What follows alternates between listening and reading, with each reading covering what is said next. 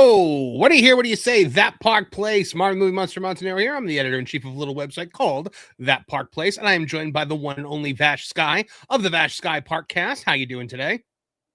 Doing pretty well. Thank you so much for having me on. Sorry about the background noise there. Very much apologize. All good. Good. All good. It is Wednesday. It's time for some midweek magic. MJ is going to be joining us momentarily. She's just rebooting her computer at the moment. So right now it's just you and I, for a little bit. But how you been doing this week? What's been up? Been doing pretty good. Just been dealing with some tech issues on my side with all kinds of different things, which has absorbed a lot of my time, frankly, and unfortunately has impacted some appearances. But I know we are one day removed from a very special day in your life, Marvin. I want to go ahead and wish you a very happy birthday. Oh, thank you. Yeah, yesterday was my birthday. It was very nice. It was very low key. My wife asked what I wanted for like a special dinner, and all I could think of was Culver's. So, yeah, that was what I wanted. I wanted Culver's. And no, I did not get any pork chop sandwich. I got an actual burger like a civilized person is supposed to do. Speaking of civilized people, Culture Casino is joining us here today. Greetings, friends. And good to see you, Vash. And happy birthday again, Marv. Thank you, buddy. Have you ever seen the pork chop sandwich situation? Like what happened with that? No, I don't know what happened to it, but I have had way back in the day. I had a pork chop sandwich at a Culver's. So, well, X-Wing moved to Orlando, X-Wing 5 from Geeks and Gamers. And oh, really? Everybody was telling him get Culver's. And so he finally did. And when he went, he did not get a burger. He got the pork chop sandwich. And they I think it was on Tuesday night's main event, destroyed him for like 30 minutes straight about getting the pork chop sandwich.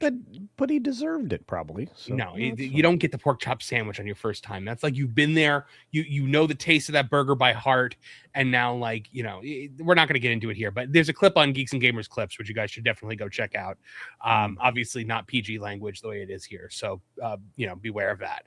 But yes, so we had Culver's last night, and it was delicious.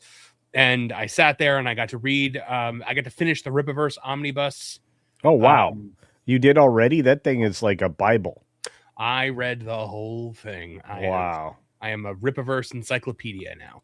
Ooh, or at least of years 1 through 3. So, it was really good. It was really good. Yeah. Fantastic. Also joining us this week, guys, as usual, is the one and only MJ. Aw. Hey guys, sorry. Hey MJ. I had a camera issue, but now it's all good. All right. So I'll say also later this week on my channel, the M4 Empire, I will be doing a live stream as like a birthday party kind of thing with a few of the G&G folks, and we will be live streaming from Universal Studios. I'm not going to say when and where that will be, so just make sure that you are subscribed to the M4 Empire and you got the bell rung. Then you'll be able to find that. The bell rung. I like that. So, but yeah, it's gonna be fun. It's gonna be a good time. And then tonight we are playing Fall Guys over on Geeks and Gamers Play. So it's gonna be a good time when we had by all. But a good time is not being had by all, guys. Over in Universal right now at Islands of Adventure, when people are going to Harry Potter World, which I know is strange because you think everybody loves Harry Potter World. It's great. And we will get to your super chats in a minute, guys. But I wanted to open with this because this is from our friends over at Park Hoppin'. I wanted to point out exactly what the Harry Potter castle looks like right now. So it does not look like a pant leg and a croc, but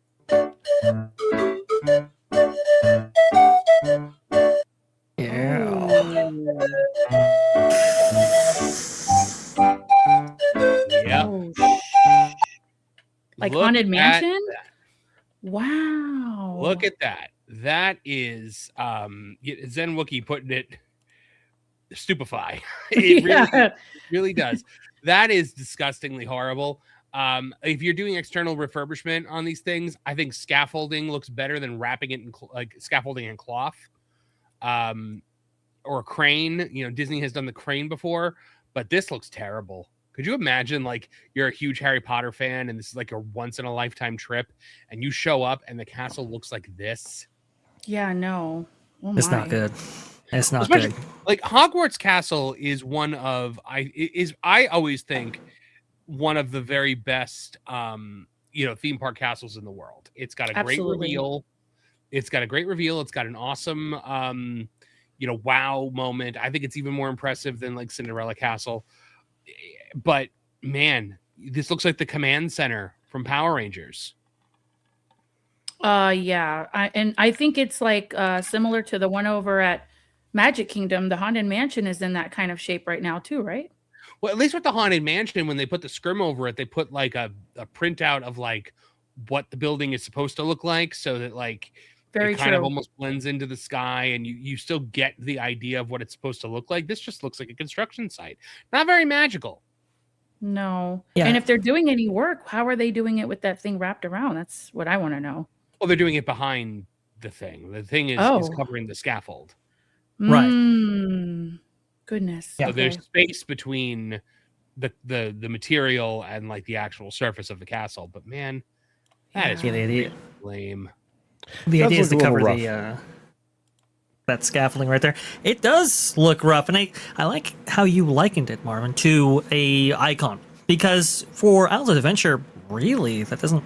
I mean, I understand I got the lighthouse or whatever, but this is really the de facto icon, right? This is the thing that really makes you believe that you have really entered the Wizarding World in a big, profound way. So having this, what is the de facto icon of this entire park right here, covered up with scaffolding, not great. And I will give Disney credit.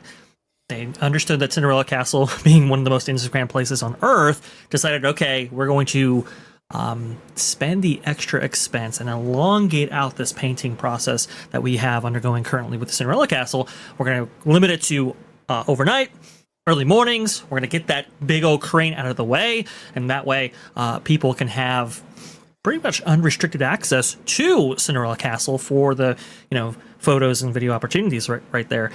It's a very, very interesting tact. And I will agree with you, this is not the greatest look for Universal. Now, this work has to get done, there's no question about that, but could we have taken a different strategy in doing that work? Perhaps so.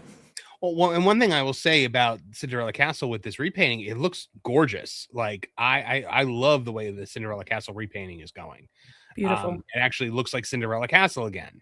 But yeah, man, this is not a good look, man. This is not, like, I don't know what they're thinking with this. Like, do they not realize how important of a, like, theme park castles have become such a, like, they've become staples of the theme park experience. Because, and now, I mean, think about it, in Orlando now, there are 1, 2, 3, at least 4 castles now in Orlando, because you've got Cinderella Castle, obviously, you've got Hogwarts Castle, you've got Peach's Castle now, and you have Bowser's Castle. Very true. Yeah, but you also have a 5th castle that you guys are forgetting about. White Castle?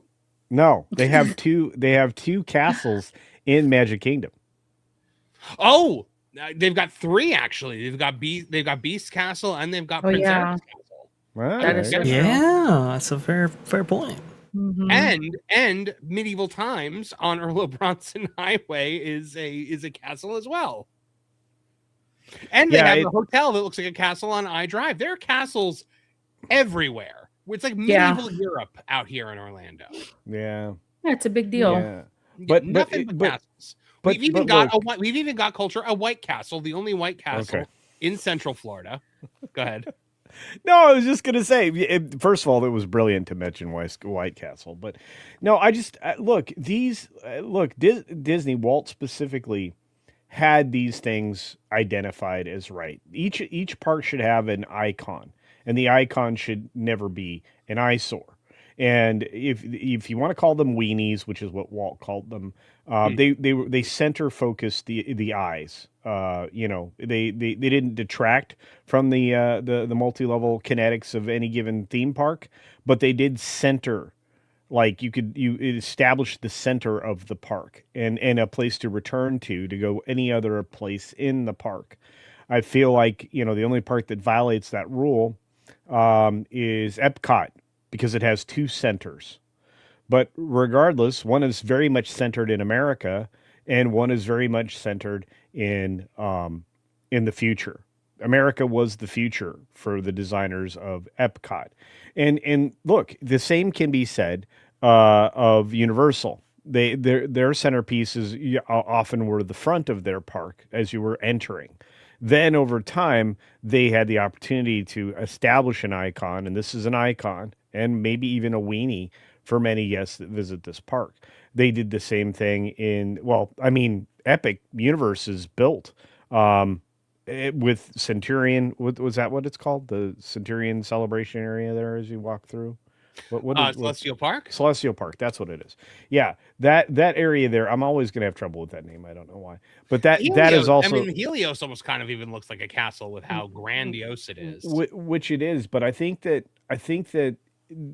theme park designers who follow the blueprint of the hub and spoke, the spokes and hub, are the ones that really get it. And obviously Epic Universe got that perfect.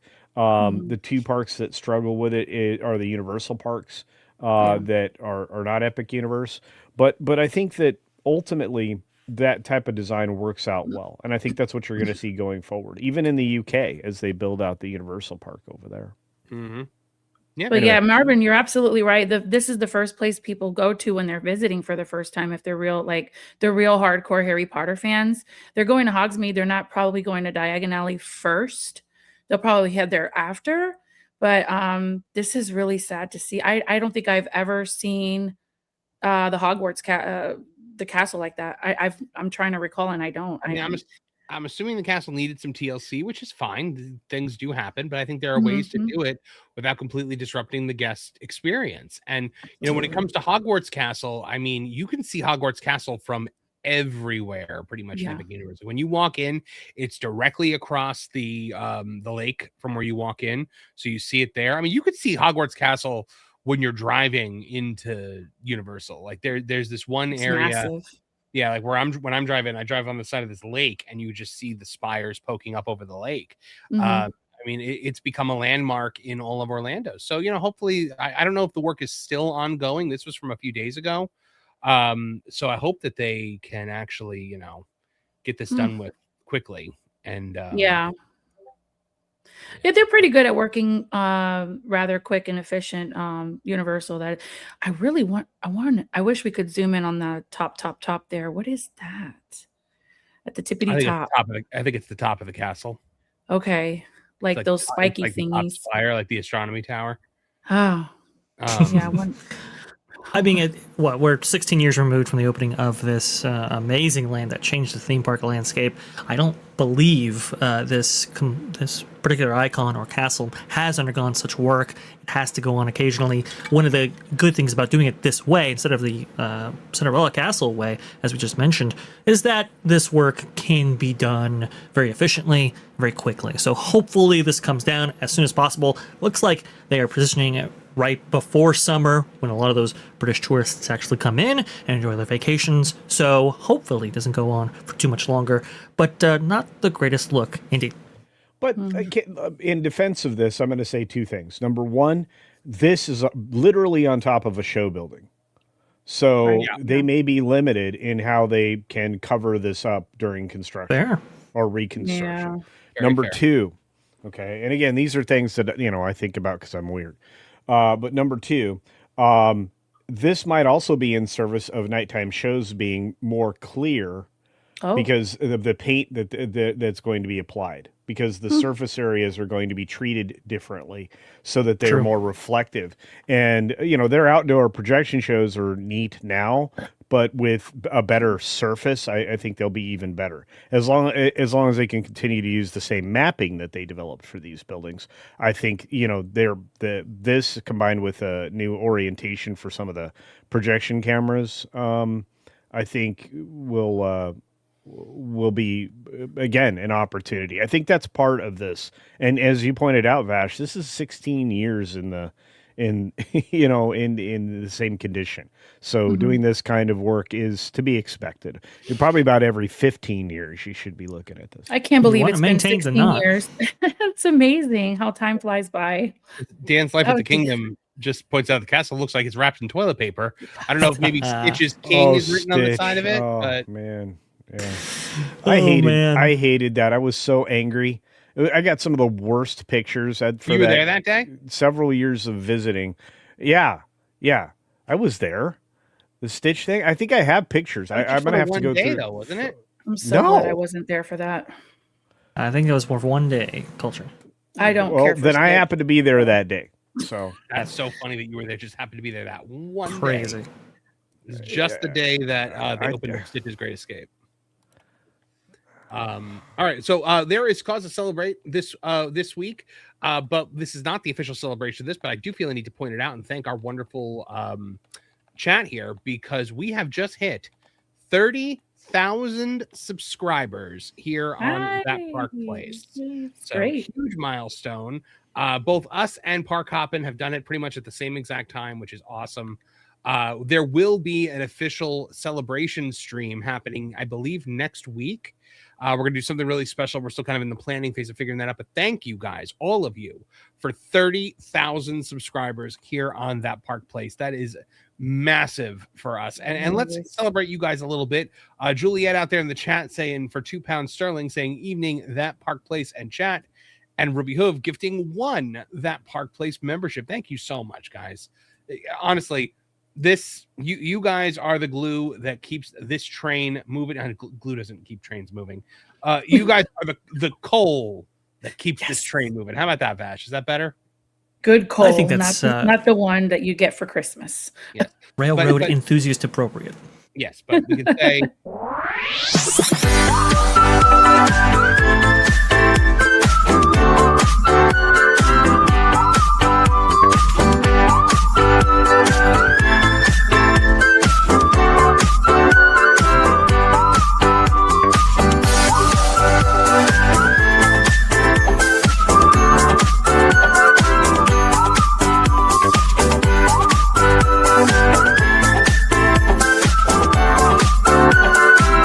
And Dreamer's Point is the antithesis of the idea that Walt had this incredible optimism and hope for the future, that if we all work together and we all dream together, we could build the impossible and make it.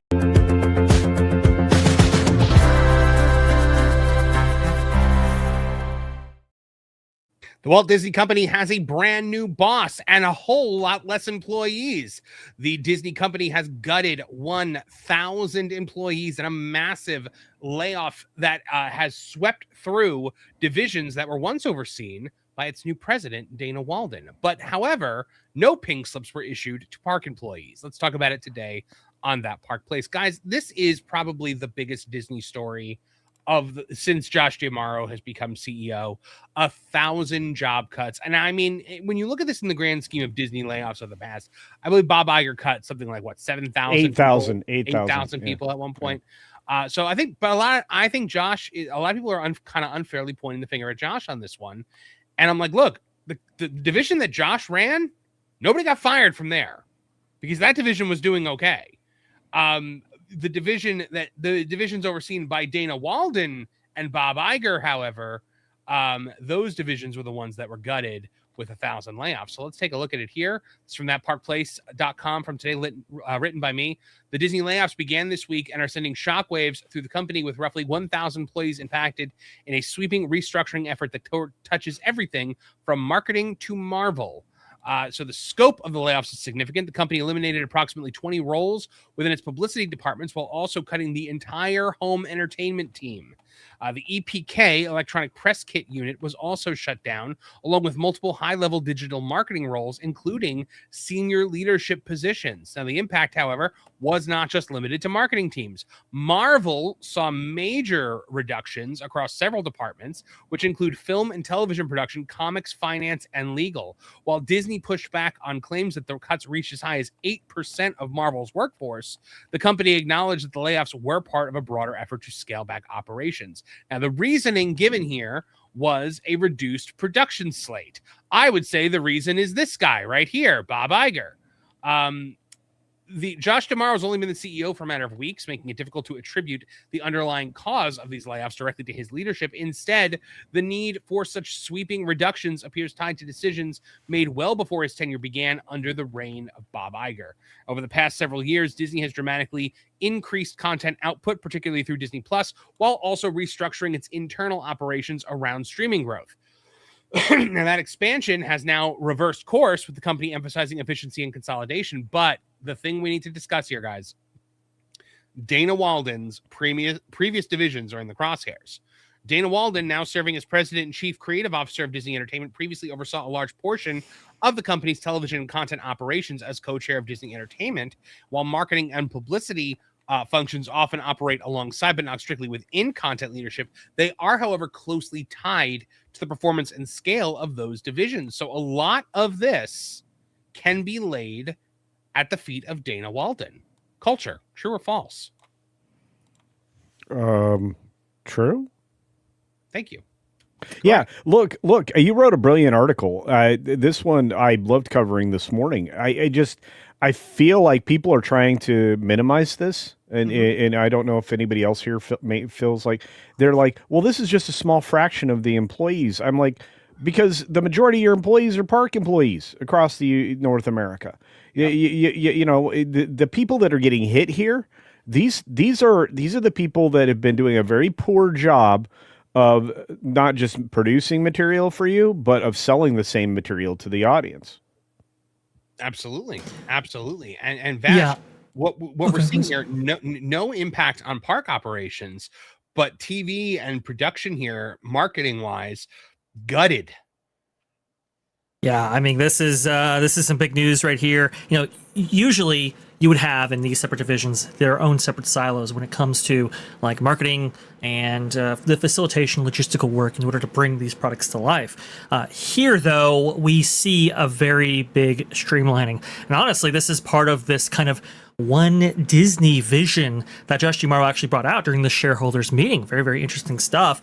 A campaign being led by, I believe, Asad Ayaz, including in his division, actually. We saw some very senior executives actually be excised from the company, unfortunate as it is. Some people, you know, have been working for the company as long as 25 years, which was a bit surprising to see. But the idea here is... The home entertainment division, Vash, the home entertainment division, wasn't somebody let go that was been there since like the 90s? Like one of the executives, one of the artists or something like that? Yeah, I believe you're right. I mean, there have been many people who have, you know, this is like senior vice presidents, and so forth, people with real... you know, resumes and portfolios that they can attribute to the Walt Disney Company now let go. But the broader idea here is to, like I said, streamline their operations in that, okay, do we necessarily need multiple marketing departments attached to each one of these different silos or divisions, or can we instead have one place to go to?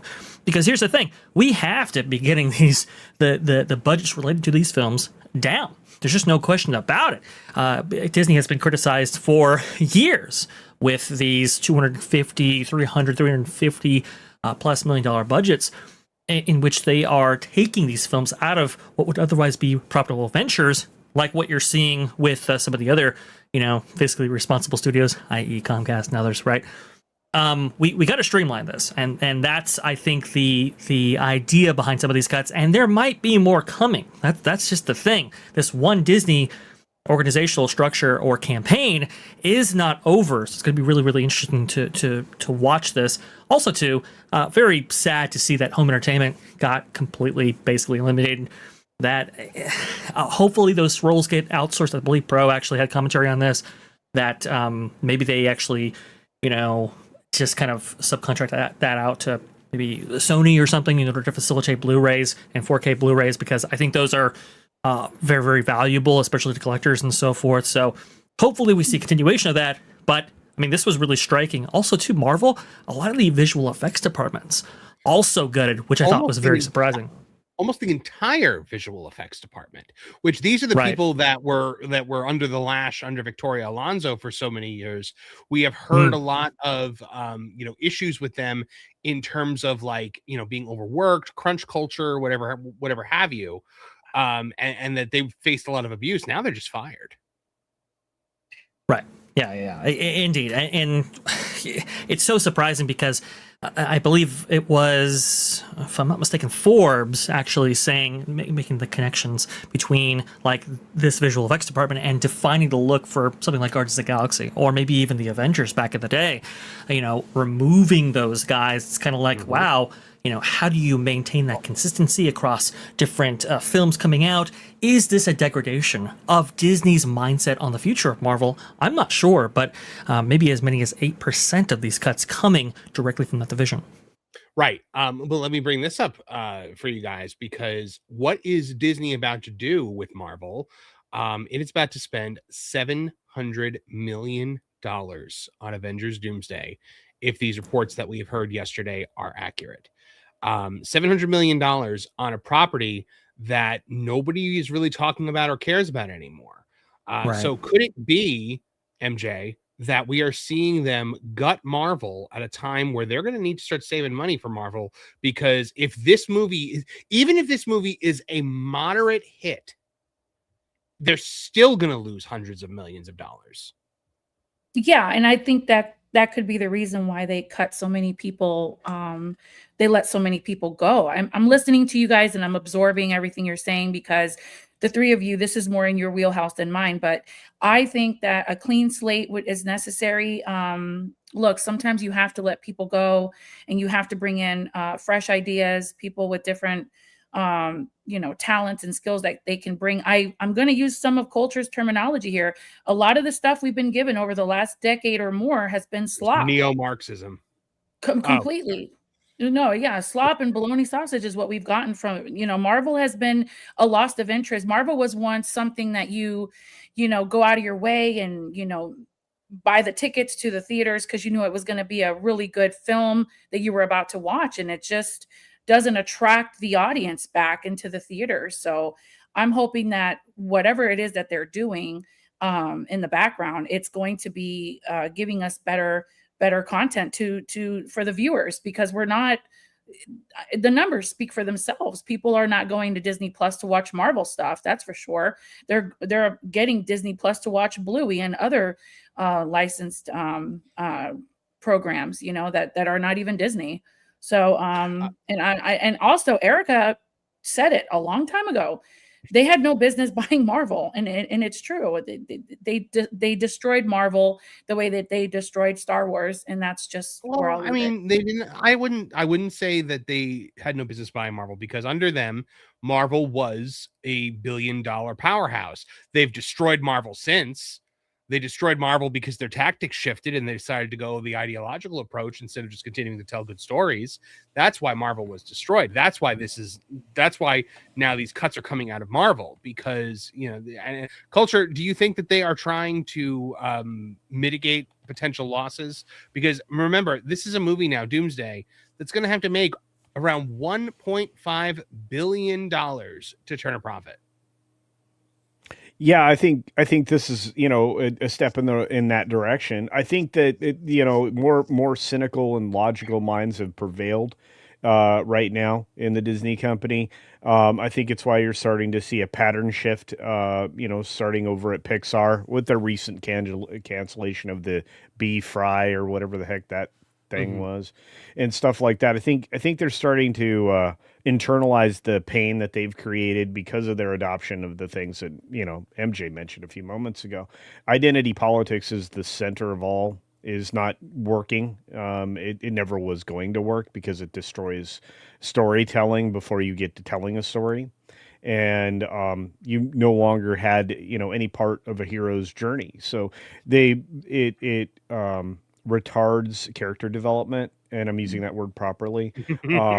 I'm just saying, and it creates a lot of issues. And so I think that their expectation, believe it or not, is as muted, and that was a great word that you used in the article, Marv, but is as muted as the audience's lack of hype. There's no hype for anything. I mean, I would say that it's had an impact even on the Sony Spider-Man Brand New Day film. Going into that, I think Marvel, by extension, has hurt their wider brand, which Sony controls. And I think that if I were Tom Rothman, I'd be ready to eat Disney's lunch. And remember, guys, I want to point out to the chat: the $700 million figure includes marketing. It's 400. What was reported by I can't remember who said it on YouTube. I reported on it yesterday, though. So we have John Campia, I believe. John Campia. Yeah. John Campia said it's a $400 million production budget and a $300 million marketing budget. Yeah. It's Which insane. I actually questioned the $400 million. I thought it was going to be higher than that because apparently Robert Downey Jr. and the Russos alone are $200 million. Wow. Yeah. Yeah, we've heard some incredible figures attached to this effort right here in order to make the event, well, I should say, Marvel brand relevant again. And some, I think it's been really irregular. Some of the maybe hits that have come out of Marvel post-pandemic right there. Obviously, Disney recognizes that they recognize the brand dilution, especially as they just rush to put out content onto Disney Plus in order to fill up that platform with content that hopefully built subscribers didn't quite work out right there. So we are seeing some moves in this area, which I think is very, very good. Obviously, nobody likes to see anybody lose their jobs. I would hope that some of these jobs be attached to maybe the creative forces behind some of the directions that we've been seeing. Unfortunately, I haven't been seeing much of that, at least from the reports that I've read. I think comics did get cut significantly, but that's about all I saw right there in terms of the MCU, and it's really about the facilitation of the products actually coming out right there. So, and marketing, I mean, do we really need a $300 million marketing effort in order to showcase that? Into your brain, like they're spending like an entire Captain America: Brave New World on marketing for this movie. That's insane. Like, I think they're. Oh, go ahead, I think no. I'm just going to add to what you're saying, Vesh. I think they're burying part of the budget into that marketing. I really do. I think the budget's larger and the marketing is smaller, but I think they're going to be willing to admit that they're going to spend more on marketing than they are. Well, yeah, this film was $500 million. I think they're terrified of saying that. Mm-hmm. It's insane. I mean, it's just crazy. I would definitely understand if you're seeing these tremendous budgets come out of these separate divisions that have their own marketing departments in order to push these films. The degree of efficiency just doesn't quite seem to be there, at least for me, right? And so for an executive working in C-suite, it's like, look, where can we cut? I know that Bob Iger wanted to go ahead and do some marketing adjustments right there because they were just spending tremendous amounts. Unfortunately, I don't think he went far enough. And so Josh D'Amaro is saying here, we're going to go ahead and pick up this bag. Now, I will say, Lauren had some very interesting comments about this when I actually spoke to him very, very briefly on the subject matter. He was saying, look, if Josh D'Amaro really wanted to come out to be the man in charge, he should really make a statement. Maybe this is that statement saying, hey, look, I am the one in charge. I'm the one taking responsibility. Here are some creative decisions or maybe some executive business decisions that we are going to actually involve ourselves in order to make that kind of statement. So strategic-wise, there's some strategy involved here, I would think. I think Lauren is correct on that assessment. Well, I've also heard that Bob had put this in motion before he left. Right. So Bob makes a very unpopular decision and then gets in his escape pod. Mm-hmm. Well, a super yacht, actually. Super yacht. It was only $400 million. Okay. Oh, so, okay. Yeah, that's Gotcha. 2 showers on the yacht. Gotcha. Mm-hmm. You had to have 2. You just have 1. But I guess now the question now is, obviously, you can deal with Bob Iger, not Bob Iger. Josh D'Amaro. You could justify his rise to the CEO position because his division was not losing money. How do you justify Dana Walden as president and chief creative officer when you've just had to cut 1,000 employees from divisions that are adjacent to her responsibilities? Yeah. That's my question. Yeah, that's like trying to wrap that around my head. It's a lot to put together. It's just like it makes you wonder what's really happening. And he really did leave a mess behind. My gosh, how many billion-dollar investments went down the drain in less than 3 months, and now all this it's just too much within a half a year of time. Well, guys, the Disney layoffs are happening. Bob Iger may think that he's escaping on the USS Bob Iger, but we have word that justice is coming.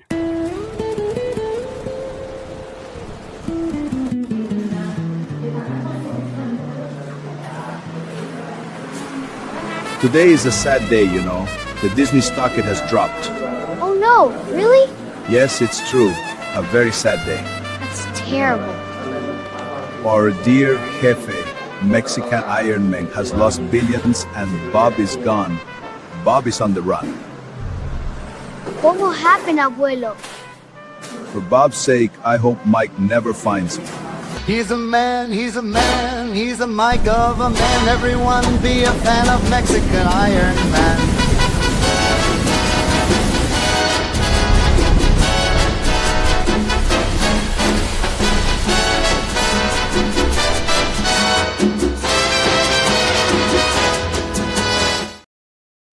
Godspeed, Mexican Iron Man. Yeah, literally. He will need all the support. Yeah. Let's have a look here, guys. We've got a super chat from Caveat Ties for $2. I heard D Plus is going to license Marvel Comics out. Marvel movies, you mean? No. No, the making of producing Marvel Comics, like this is something that like Clownfish, Neon over at Clownfish has been talking about for years, that the potential was there for that. So what exactly are they saying they're going to do?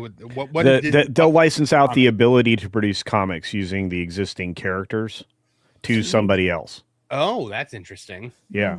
Very interesting. And to me that wouldn't be terribly surprising, No, not at all. I haven't talked to anybody in the comic industry outside of the independents. In so long it wouldn't even my information would be irrelevant. But I think Neon still maintains some connections there because he used to work in that industry. So. That's true. And check this out, Culture. Yeah. Nate, Mr. H Reviews in the house. What's going on, buddy? Hey, what's up, Very buddy? cool. We miss you. I hope you feel better. Yeah, Hope seriously. you're in good health. Yeah. I just thought that was very random that he would pop up in this show. Good to see you. But love that guy. He's the best. Yeah. Okay, guys. We have got to move on to our next story because it's a doozy.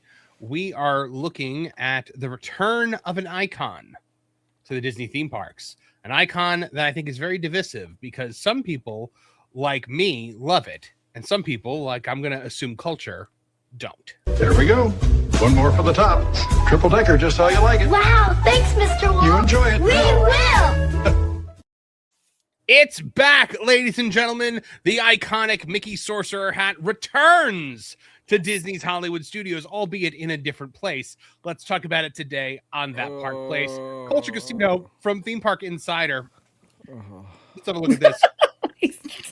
The hat. Cranky about it. We'll be cranky about it, Culture.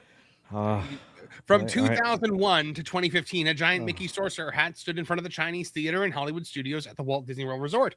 Okay, if you want to play the actually game, it was Yen Sid's hat, and okay, we get it. Disney is bringing the Sorcerer's hat back to the park this summer with the reimagining of the former animation courtyard, renamed the Walt Disney Studios.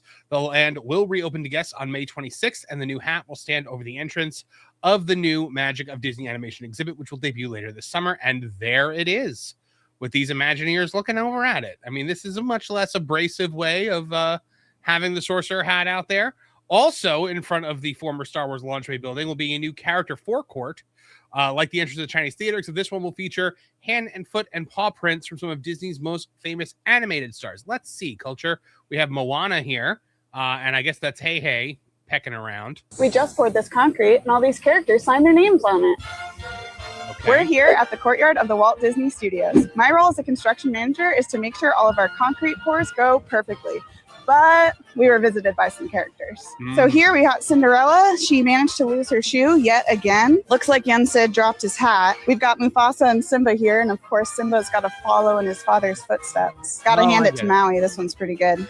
Looks like we got Moana here with her wayfinding moment, and then Hey must have snuck through and messed up her print. Oswald hopped on over here to Florida. Okay, over here we've got Stitch, which is really special because he was actually animated here in Florida, and it looks like we must have caught him in his alien form because we got an extra set of feet there. Well, I got a lot more concrete to pour. Who knows what other characters we'll find here at the Walt Disney Studios. That's cute. All right, so the hat is back. This new area is coming together. On its face, this looks like a very positive thing, a fun thing. But guys, we need another perspective.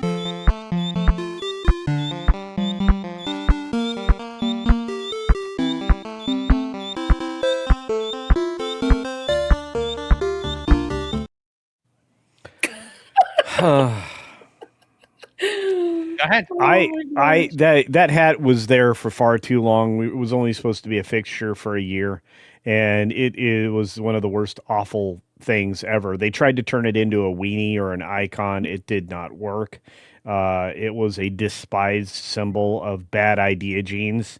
It was like, hey, we're going to bring the pop culture resort to this studios park because that's what we need.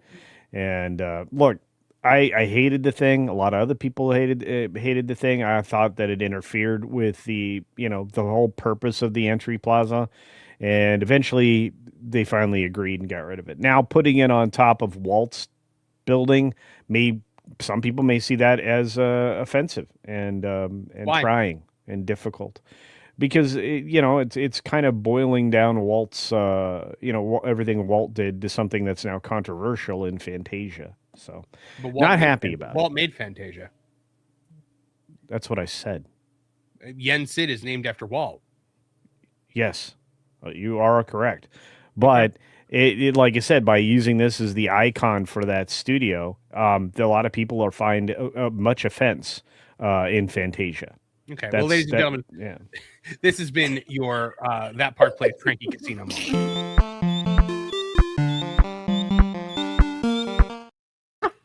So, MJ, you seem to like the Sorcerer hat. So why don't you give us a different perspective from this curmudgeon? I'm very, very excited. That is one of my most favorite films. What I really, really liked was the clip that they did. I don't know if you guys have it, where the Imagineers are like bringing it into the park, and then they go da-dun, da-da-da-da-dun, da-da-da-da-da-dun, with the little hands, and then they and then it's like, being put on a crane, and then they bring it. I just thought that was awesome. I think I posted it on X. I'm super stoked. I hope it looks really nice when they're all said and done with it, and I can't wait to see it when it's completed.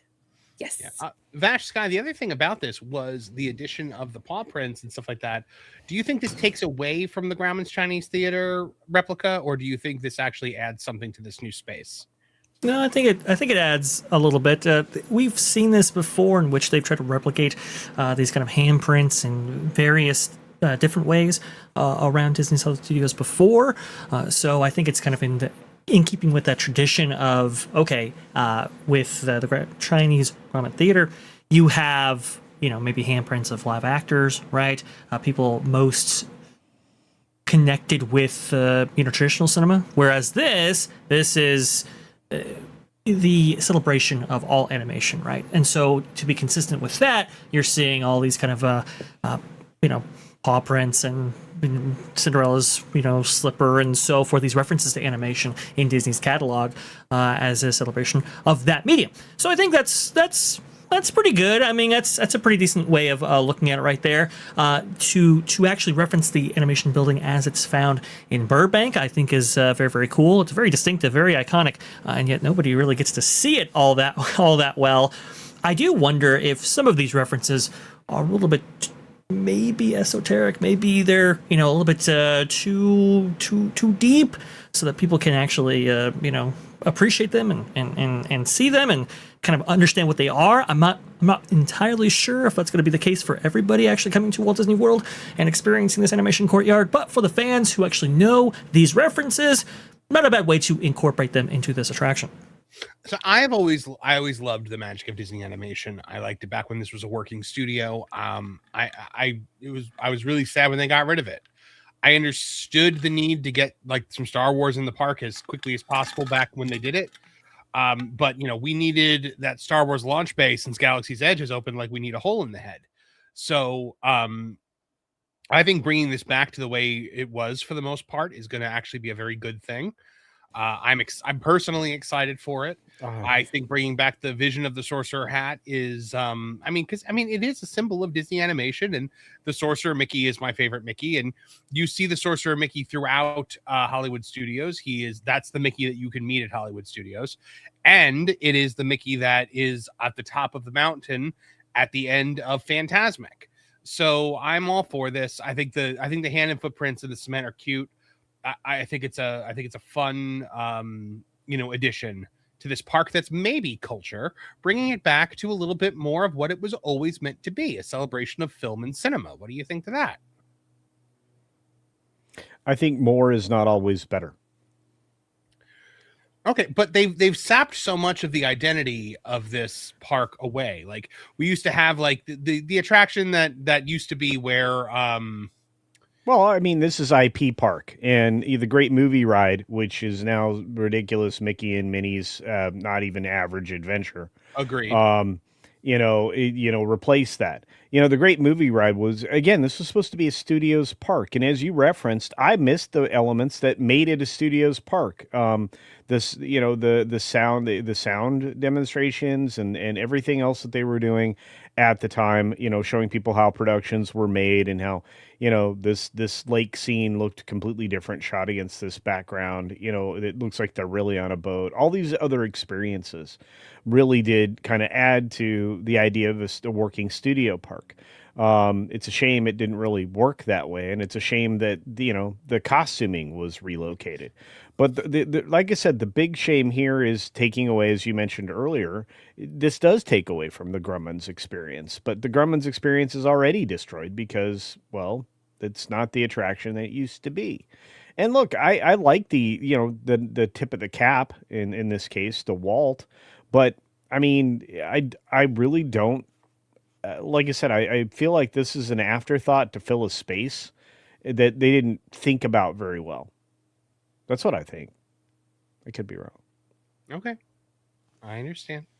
I personally feel like it's a great idea to bring this back, to put this back where it was, to actually talk about animation again, to talk about the behind the scenes makings of films. It's something that where the Frozen sing along is right now. They used to have a thing where it was about TV production. Remember that? Yeah. I forget the name of it. But Stage 18. It was in Stage 18. Yeah. Yep, they used to have that. They used to have the stunt shows, the Lights Motors Action, but they also had the studio backlot tour. You had gift shops that were themed around backstage areas and sets and props, and man, I miss that. I really do. Like you said, culture, it has become IP Park. Yep. It has become a salute to all cinema, but mostly Star Wars. Yeah. Or Toy Story. I have to tell you, the Pixar area is just out of control. It's so bad. Oh, it was awful. It's awful. I was just there a few months ago. I'm like, man, they can't do anything better with this. It's just meeting and greeting Edna and Joy and maybe Frozone, and I don't even know if Sully and Mike come out, but it's just a meet and greet area with Sully does. It just looks like a little, it's such a small, they could do something better with that. And I felt like, look, I mean, they've been redoing some of the areas, but I think Little Mermaid has had a necessary downgrade. And there are other buildings that really have been necessary or unnecessary downgrades I think that they're trying to bounce back and head in the right direction, but this doesn't have the studios ties it used to. It just is a way to display, and again, I think I said it correctly. This is a way to display the IPs they own. They put the icing on the cake when they closed the Great Movie Ride, that's for sure. And I'm going to say it this way. I still like this.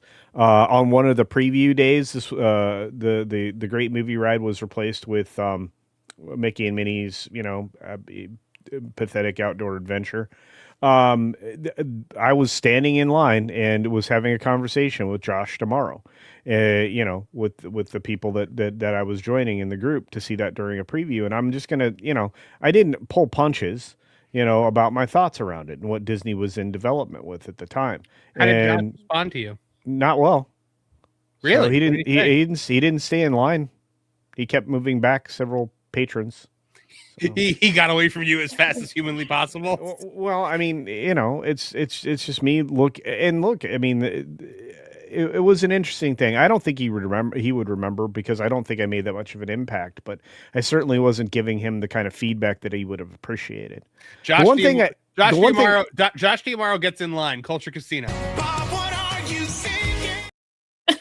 Yeah, for sure. And of course, all my vitriol was directed towards Iger at the time, not him. Of course it was. But I actually observed him, and this was strange. I actually observed him at picking up trash, which it was always been something that they talk about, but sometimes people don't see Suits doing that. He did. This is a part. I have heard that he picks up trash. He talks to guests. I've heard that he's very hands-on like that, and and I've heard he's a very nice guy. He's very nice. He was very cordial. Despite some of the vitriol I was firing off at Bob, but you guys got away from you as fast as humanly possible. Do you guys think this is a DeMauro move, or do you think it's the new guy in charge of parks? What do you guys think? Well, this was put into place under DeMauro. Okay. So. Yeah. But guys, here is the video that WDI shared on the construction of the Sorcerer hat. Let's watch this real quick. Yay. Wait, hold on. This concrete pouring girl is kind of like their mascot for this entire thing. She really is. Like, good Lord, is she pouring the concrete or is she conducting the broom? I'm waiting for her shape language moment. So, Uh-oh. Oh man.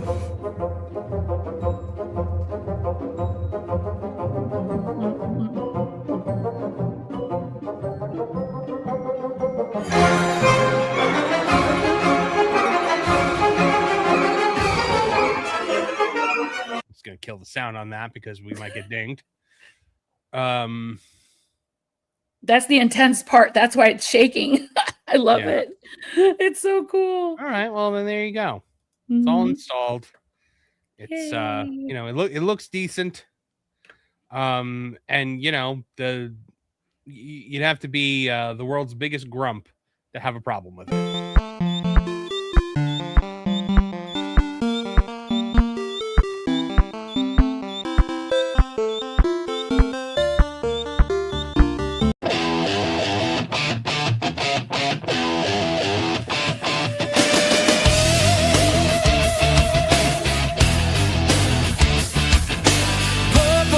Potatoes, fried green tomatoes, arugula. Hey, what's up? When I strike back. Culture Casino. Let's go. Culture Casino. Let's go. When the EMS tries their best, strap him down, check his chest. Culture Casino. Culture. Commander, you've rained on my glorious parade. For this, I'm sending everything I've got at you.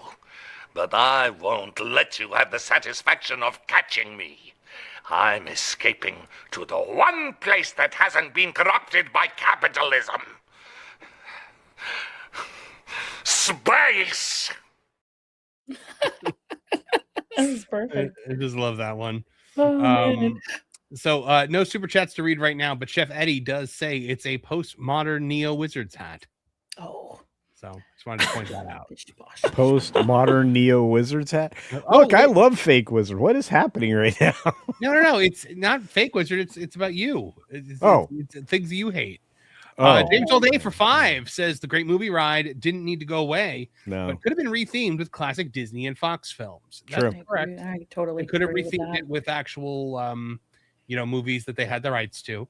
Were the rights running out, Culture, on like things like the Wizard of Oz and that kind of stuff? Reacquiring them would have been not that expensive. It's the same situation with a lot of the things that they controlled, but they did have to renegotiate every X number of years.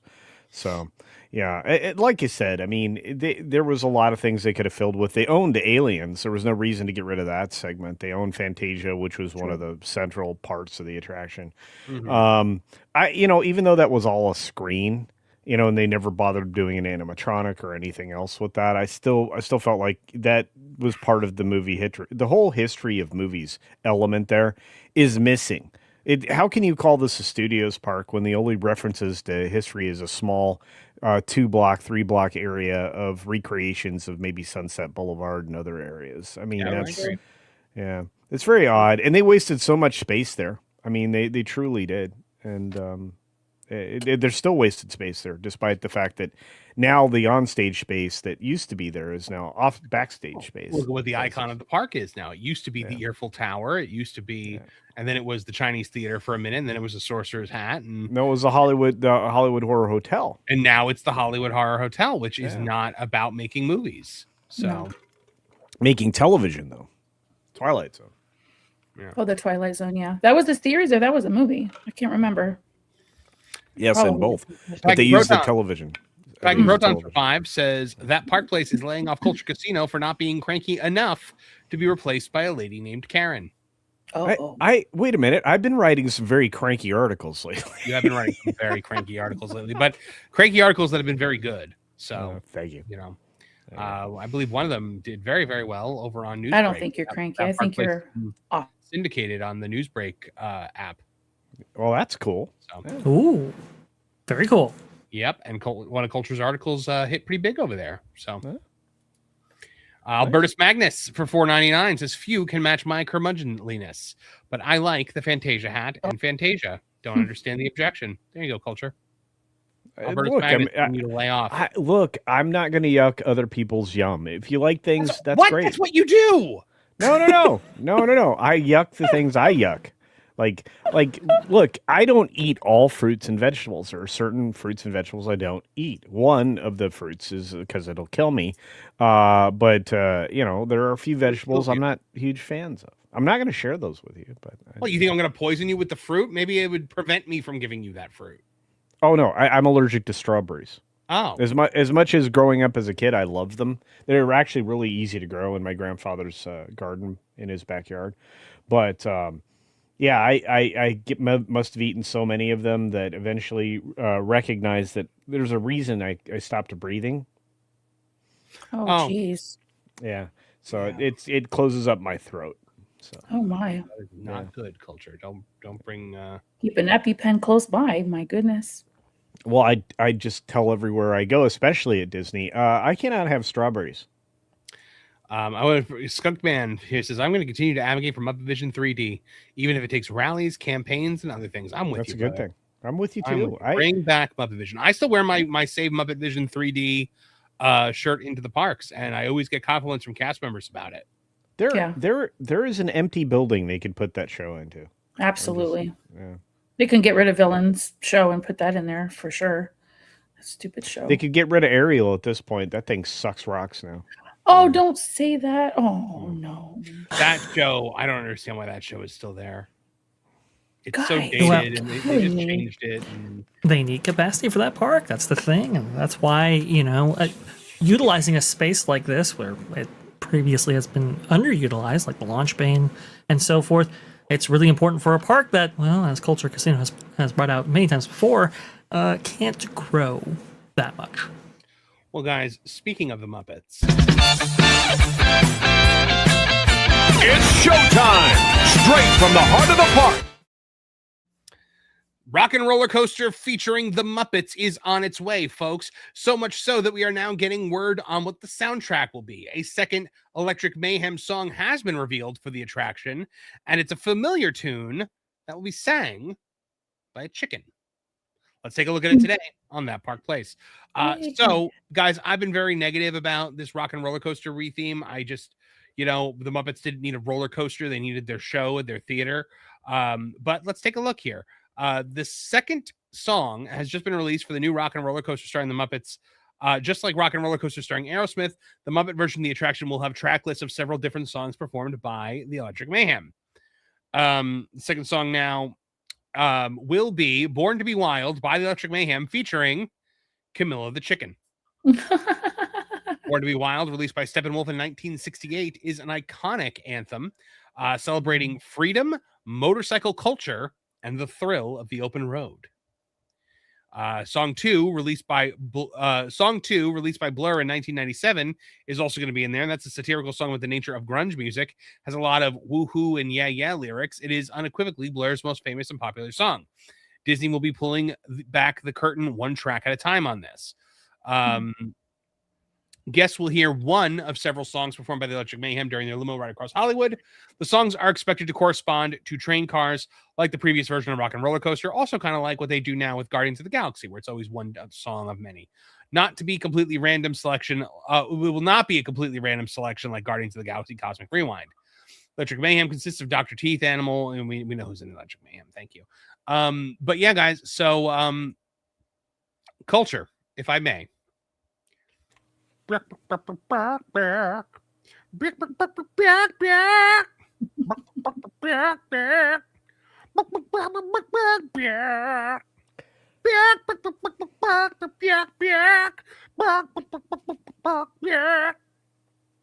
on, culture. Come on, that's fun. No. First of all, the only part of that song that works is the actual chorus of "Born to Be Wild." This is a launch coaster. It's not designed as a show coaster. Thank you. But there was Aerosmith songs in the previous one. Yeah, except that they all worked. And they were bangers while you bang your head around. Yeah. I mean, yeah, you didn't have to do head banging. It was done for you. No, I'm just saying there's no Steppenwolf. The only part of that song that makes sense is in the loop de loop where it's "Born to Be Wild." That's the only part. No, that doesn't. It doesn't work. And it doesn't work. The song doesn't work. In fact, I was concerned about this. Is that if they were going to do track sync, they were going to struggle for things that they could make in Electric Mayhem style, for as psychedelic as the band was, they were not known for the hard driving stuff that Aerosmith was. Exactly. Right? Yeah, you need something high BPM, right? For in this instance, high beats per minute. That is in music parlance, right there. Yeah, I don't know if this is the strongest track selection that we can possibly see. I will say, though, to get a mixture of soundtracks, that's actually pretty cool right there, because, to have a nice variation or variance, I think will make this attraction feel fresh every single time you actually ride it, not too dissimilarly the effect that we actually get on Guardians of the Galaxy Cosmic Rewind over there in Epcot. So, that side of it's good. I just don't know if I agree with culture here. Electric Mayhem, I always thought was kind of like a hippie band, where they're just kind of jamming out rather than, really, really rocking out with the headbanging that is sure to go on with this aging attraction, unfortunately. I agree. Okay. I agree with fashion culture. Sorry. Well, I am going to offer a counterpoint here. At Jim Henson's funeral, they played a collection of his favorite songs that the Muppets would perform. So I would like you to listen to what the first song at the gate is.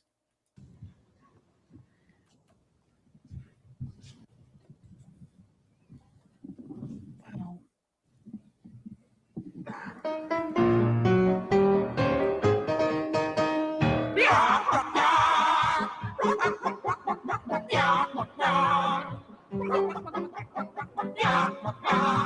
Careful. There you go. This is like not. I can't even laugh. It's not a humorous thing because when I think about him dying, and being gone, and then they took out the attraction from Hollywood Studios. It just this is my childhood. I'm sorry, I'm crying a little bit because, I mean. That's exactly what you want to do when you're trying to do a joke. Thank you, MJ. Sorry. I'm so sorry. I just love Jim Henson so much and all the work he's ever done. I'm just saying that a chicken song is right up his alley. Yeah. And it's perfect Muppets. So just don't know how fitting it would be for the coaster ride. But you know what? But rockin'. So to me, Born to Be Wild is like a classic road trip song. If I were to make a road trip, if I were to make a road trip, what do you call it? Mixtape. that would be the number one thing on there, probably. So I don't know. I like the song. I think if you're doing a Muppet roller coaster, it's got to be Muppety songs. That's I mean, well, you've now limited yourself into this kind of genre, right? When you kind of fit this square peg into this round hole, that is taking the Muppets outside of the once stellar signature attraction and putting it into Rock and Roller Coaster. So it's like you're kind of limited in what you can do. I will say involving the Electric Mayhem, I think is it's a fine choice. I don't quite know if they're going to be able to live up to the task. We will definitely see, and maybe we'll get some, I don't know, clever remixes or something that will up the ante for this very intense attraction. We'll see, but that's kind of the thing, Marvin. It's just like if you were to incorporate the Muppets into an attraction, I think more befitting of their kind of style, humor, and everything else.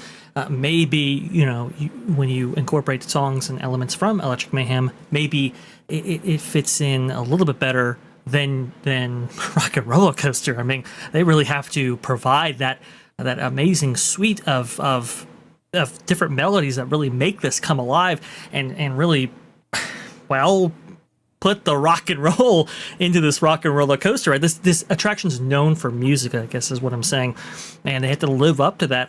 Can they? Not really sure, because this coaster, quite frankly, is not the best quality coaster by today's standards. The music really has to stand out. It really does provide a lot of the enjoyment that you actually feel for this coaster. I don't know if they can live up to the task. We'll see. Yep. So yeah, we shall see. I just love the Muppet Chickens. I love the chicken. I actually, I didn't even mind in the Muppet Show, which I very, much hated that Muppet Show that Seth Rogen put together. But I kind of liked the chicken song that they did in there with Sabrina Carpenter. I didn't think that they nailed the punchline the way it should have been nailed. The punchline of them all losing their feathers is not that Sabrina Carpenter is suddenly wearing a pretty dress. It would have been Sabrina Carpenter dressed as a chicken. That's how you tell a Henson joke. But we shall see, guys. We shall see what happens when the Muppets take over Rock and Roller Coaster later this summer.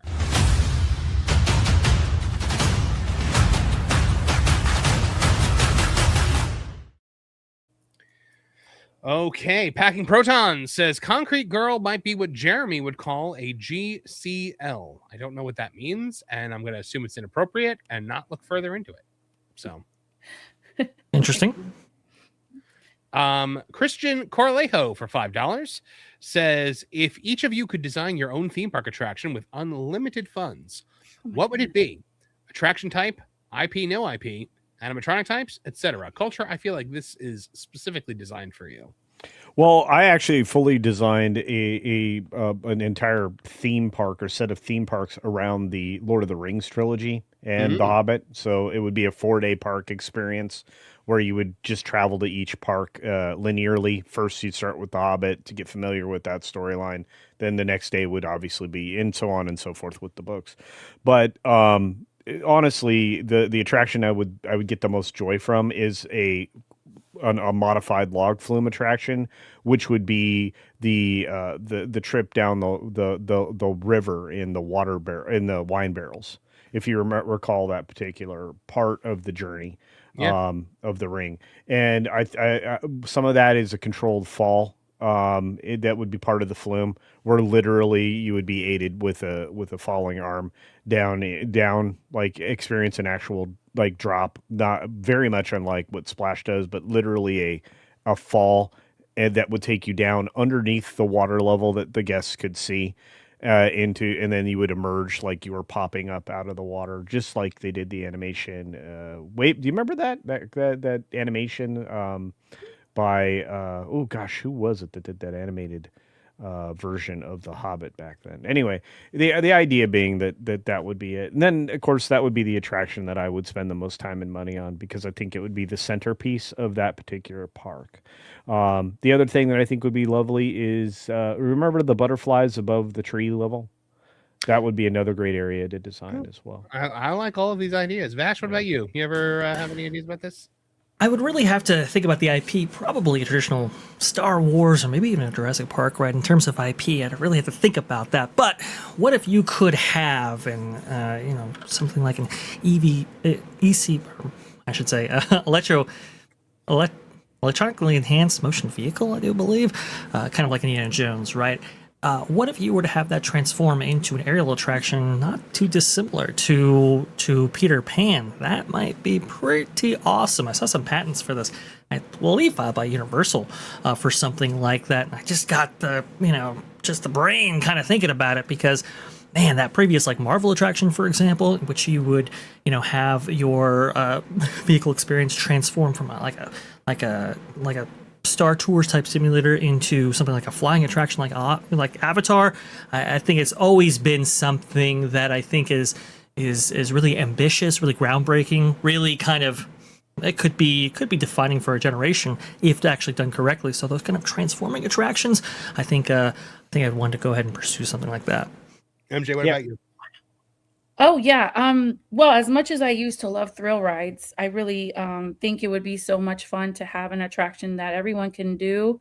Almost like a sit down experience, a big people eater. The Muppets, they're dear to my heart, but I'm trying to think of something that hasn't been done yet. I'm a sucker for a Goofy movie. That's one of my favorite childhood movies, and I think it would be cool to have that in Hollywood studios where you could sit down and enjoy a performance. Powerline comes out, and all of the things from the film, I don't know if you want to call them fireworks, but like on the stage and then Powerline's there dancing, and then Goofy and Max come out, and like an interactive experience. I don't know, something like a show like that everyone can go do. I thought that would be a lot of fun. For me, it's a DC Superman attraction. Kuka arm technology holds you face down so that you're flying with Superman. Super cool. Gave me chills. Like they have roller coasters like that in some of the Six Flags parks, and those are great. But I would like it to be like almost a Harry Potter and the Forbidden Journey, or to be fair, Monsters Unchained type attraction where it's like animatronics and sets plus screens, so you can really get that sense of flying, and they can actually hit you with the wind. And I would pay to go on that. How many people wish they could fly, right? That's so cool. If you can recall, one of the best uses of the People Mover was in a transition tunnel area where it went around Space Mountain, and they recreated the grid of Tron on the People Mover. And that's the kind of, like, take something like that, repurpose it. It doesn't have to be expensive. And you can really do some really incredible things. So I think you guys are onto something. What a great question, Christian. Thank you very much. Yeah. Albertus Magnus for $4.99 says, personally, I would like to be in charge of a Tomorrowland California redesign. I'm just hoping Elon Musk in the near future gets a hold of Tomorrowland and does some amazing things with it. Disney, I would say the odds of Elon Musk having anything to do with Disney are come to none. But he might be working with Universal on this underground tunnel system that would connect Universal proper to Epic Universe, and it would just basically be like an underground highway, essentially. Well, you never know. Very similar to what he has in the loop over in Vegas. So, never been to Vegas. Oh, really? Put it on your to-do bucket list. It's a cool place. I'm hoping, you know what? Like, I know, like, sometimes, like G&G does, Vegas stuff and things like that. So if that ever happens again, I'll go. I'd recommend at least going once. I know it's diminished in terms of value and everything else, but I think it's worth seeing at least once. I don't gamble, so I'm like, I don't really know. I feel you on that because I don't gamble either. But the sightseeing and the shows, the entertainment is bar none. Plus, I think they have that Universal experience there, right? With Halloween, like some kind of haunted. They do have an HHN out there. Yeah. You could check that out because I don't gamble, I don't drink alcohol, so I feel you on that one. But like, so remember how I got like really like sick of HHN by the time it ended, like how I do every year, essentially. Like we've now hit that point. It usually happens in the spring where I'm like, man, I can't wait for Halloween Horror Nights. And like, they announced that so they're bringing icons back this year because we didn't have an icon last year. And the icons are going to be Jack and Oddfellow, and there's going to be a Jack versus Oddfellow house. So this is going to be an epic year. I'm so excited for it. Yeah, Horror Nights is going to be awesome this year. I'm very cool, very psyched. And we'll probably be doing a lot of park hopping stuff with it. So make sure you guys check that out. All right. What do we have for our next story here? Let's see. Yep, we are going to be covering a Disneyland story next, guys, because Disneyland's plans moving forward might, if you read between the lines, these plans may actually not be what they appear to be. So let's have a look if that's vague enough for you. That while I was trying to set up the. There we go. One more for the top. Triple decker, just how you like it. Wow, thanks, Mr. Walt. You enjoy it. We will. Disney has announced that it is going to be demolishing areas of Disneyland Park to make way for an Avatar land. But with new permits filed for 2027 and no theme park land in sight until 2030, is it possible that Avatar may be on the outs? What could replace it? Let's talk about it today on That Park Place.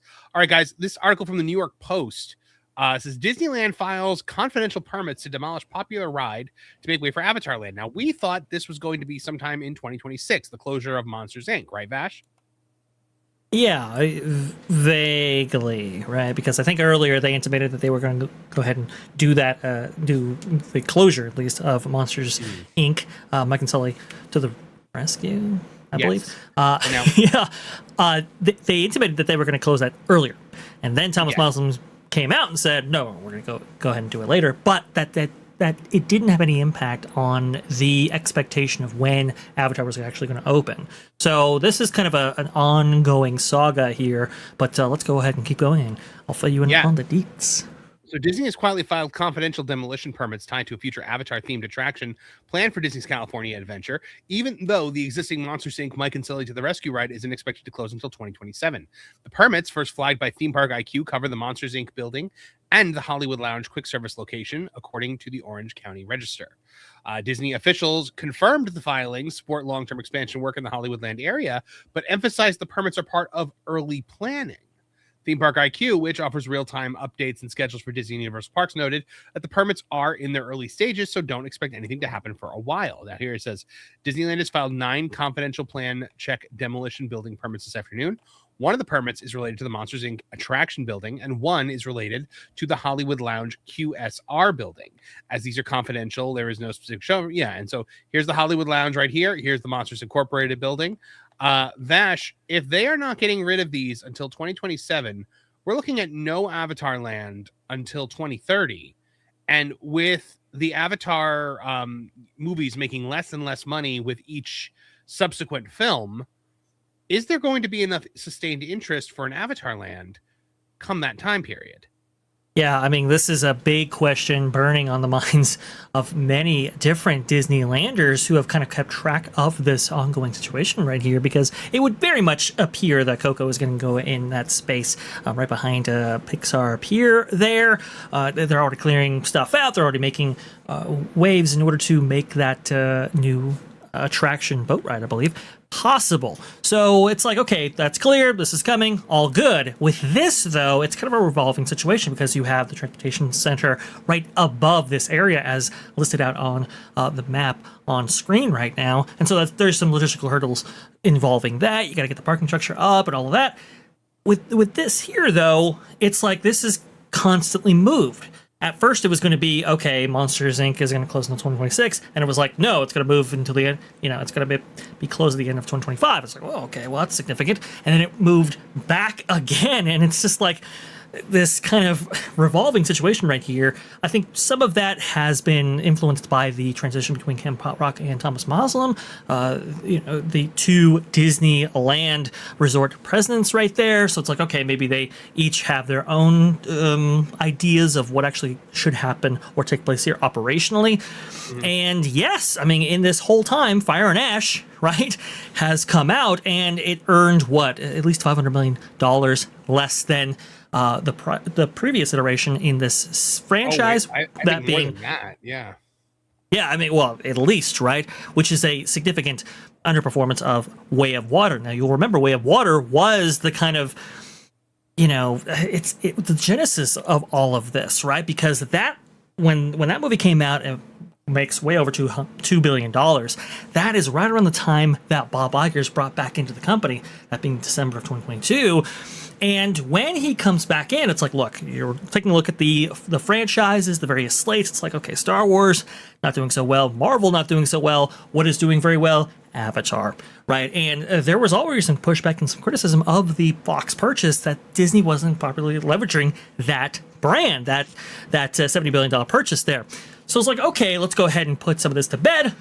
That's when the first earnings call that he comes back on, he says, we're bringing Avatar, The World of Pandora, to Disneyland as an experience. A lot of people took that and said, well, maybe it might be a meet and greet or something else. But it was very clear to me when I was covering it at the time there that this had to be substantial. You did not have the CEO of the Walt Disney Company coming out there saying, we're going to bring an Avatar experience to Disneyland and not have it actually be substantial. And I think that was also matched via, if I'm not mistaken, D23 magazine back in the day, which actually had a quote there saying whatever ideas that actually are brought forward to Disneyland will be on the same level and scale as Walt Disney World. But 3 years, a lot changes. Fire and Ash comes out, underperforms at the box office. Now it's like, wait a minute, this IP is on the downswing. It's not on the upswing. Conversely, Zootopia, for example, that earned way more than its original, right? Earning, I believe, $1.9 billion at the box office right there. And they already have a great sensational land in the form of Shanghai's land right there, where I believe they just revealed that 1 out of 4 guests going to Shanghai actually go there for that specific purpose in order to see Zootopia there. So it's kind of like, well, why don't you bring this in? This is actually something that's been forwarded by Jim Shull himself. Apparently, Drew Taylor of The Wrap actually interviewed him, and some others who are saying that's not just blue sky right there, that there actually might be some significance behind a rumor like that. And that's when, he covered it in his big Wrap article right there, which everybody should check out because it's really, really interesting, the correlations between Zootopia and maybe something like Avatar. Zootopia merch moves. Avatar, maybe not so much. And somebody who would know that intimately better than anybody would be Josh Giamaro, the head of consumer products, or previously. Yeah, I mean, look at this, man. Like this Zootopia land from Shanghai, this is from Attractions 360. It's incredible. Look at that. Yeah. You're telling me people would rather have Avatar than have this? Well, and here's the thing. It's like we've already done it with this, roughly this generation of Imagineers, right? So, bust out the blueprints, readapt for something like the urban setting of Hollywoodland as it currently exists right now in that corner of Disney California Adventure, and boom, you have this IP going into there. The Wrap also brought out something very interesting, Marvin. 2 things logistically, things that I had never really considered before, but that Drew Taylor brought out in his excellent article.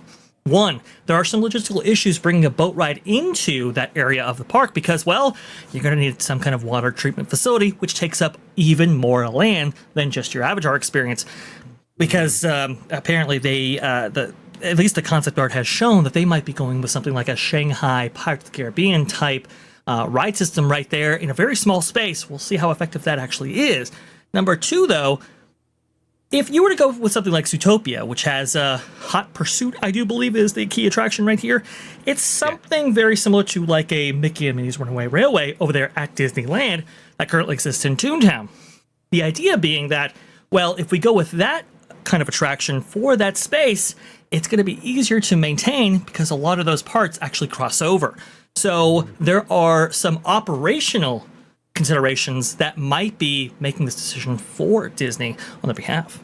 But now, Culture, if you were to, let's say, 86 the Avatar concept for Zootopia, how do they go about announcing this without like completely dumping all over the Avatar franchise? So right now, our Imagineers are looking to go bigger with Avatar than we're able to with the land available to us. So when we get around to opening our third gate, Avatar will be able to be much larger and will be able to give you a bigger experience than we even have been able to do in Florida. That's a tremendous insight right there, Culture. That's exactly how they would put it. You're 100% right. But I mean, Culture, look at this. Do you think that a copy of this would do well in California? Yeah, for all the reasons Vash just highlighted, I think it fits perfectly. It integrates perfectly with what Hollywoodland would have looked like had they continued down that path. I think you have Trigger Lambs. That's funny. You have multiple show buildings there that could be repurposed and reset dressed. There wouldn't be there actually they'd have to create additional spaces for shopping and some of just what is right now just a facade. If you're Mr. What's that comedian's name? Anyway, it's a facade into anybody else. But the facades that are there are some very hollow structures that could be repurposed for storefronts and things like that. And again, that still sit in front of or as part of a show building. I really do think that this is an easy conversion. I think Vash, for all the reasons Vash stated, as I said before, but the problem is for how long is Zootopia popular? This is my problem with investing into IPs so dramatically early on. I think you want to take well-established things that have some fixed cultural relevance, and I'm not sure Zootopia reaches that just yet. Could it? Certainly. Will it? Maybe in places like China and Japan and other Asian cultures, but I'm not certain that anthropomorphized animals in this way and in this art style are gonna be long term things, despite the amazing creation we're looking at right now as far as animatronics go. MJ, go ahead, Vash. Sorry. No, I mean that's a really good, interesting discussion, right? Like, in terms of the culture where it's going and what will actually stay relevant, it's either this or Avatar, and I'm not quite sure if the cultural impact will be maintained in an effective way that I think Disney actually wants versus Zootopia. I think Zootopia has kind of endured, whereas maybe Avatar hasn't, and I think that's the proposition being placed here, right? Logistically, like you said, Culture. I mean, theme-wise, let's say that transition between Buena Vista Street and kind of the urban facades that already exist in Hollywoodland could maybe be repurposed, like you said, but it wouldn't be as jarring, I don't think, as the very lush world of Pandora. This is not like going into Animal Kingdom. This is a very urban setting that is actually being transplanted in. And then, as Jim Shaw has beautifully pointed out, you have the monorail to consider as well, as it cuts right through the heart of this expansion area. Well, except that, the monorail is more problematic maybe in the Avatar area, whereas I think it would fit right into Zootopia. I don't think you'd have to do as much. Yeah, I look, to me, this is a no-brainer. And again, as I said, any PR statement is going to say, look, we just want to do a much bigger, area. We want to have a third attraction like we'd originally envisioned in Florida. I mean, there's a lot of things you could add to that statement that would make an impact with fans, especially again, if you're in California and this is your home park, because Disneyland was my home park for the majority of my lifetime. I'll just say that Zootopia is going to have more staying power, but will it be able to be a satisfying experience 30 years from now? Which is, I think, is what happened to the Monsters attraction that was in this area, amongst some other things. Just kind of did never find a foothold because it was done on the cheap. I think that if you don't do this on the cheap, you do a somewhat of a recreation and redevelopment for something that exists in China. I think you're going to be very effective here. Yeah. Right. No, just to piggyback off of what Culture's saying. I apologize, Marvin. I'm just chiming in with the. Go ahead. I was going to ask you anyway. I was going to ask you, what do you think, as somebody with kids, is going to be the more, attractive IP to bring into a park, Zootopia versus Avatar? Yeah, no, as a parent with small kids, I can completely understand where you're coming from, Marvin. My kids love Zootopia, the first one, more than the second one, but it would definitely be a more popular fit than Avatar for sure. And I'm just still thinking about Disneyland in its own. That's the original park. I really, really, really wish that I'm looking at what they're doing right now in Hollywood studios. They're bringing back the Sorcerer's hat. That's an that's a classic film, and that just goes to show you that well, that icon is from a classic film, I should say. I really think that it would be wise to begin looking at what built the company to begin with, the original classic films, and instead of just like Culture said, how long is Zootopia going to be popular for? You're going to spend all this money, you're going to invest and create all these beautiful attractions and facades and a land and all the merchandise. But in 10, 15, 20 years, that could just completely die out. But if you go back to the classics, what actually made the company, you could do something amazing like the Aristocrats or something in that time area. Because the reason why I'm saying that is because folks like ourselves, we have a lot of millennials and even baby boomers like my parents. They would want to visit such a place that is a film, The Sword in the Stone. You have Robin Hood. We could do so much in that original park, which was the first park ever made that Disney had. And people would gravitate towards that, and it would probably do a lot better and last longer than Zootopia or Avatar that's the point I'm trying to make. I would be more wanting to see something like that rather than this. There's a couple considerations I think Disney's trying to make here is like international visitation, for example, right?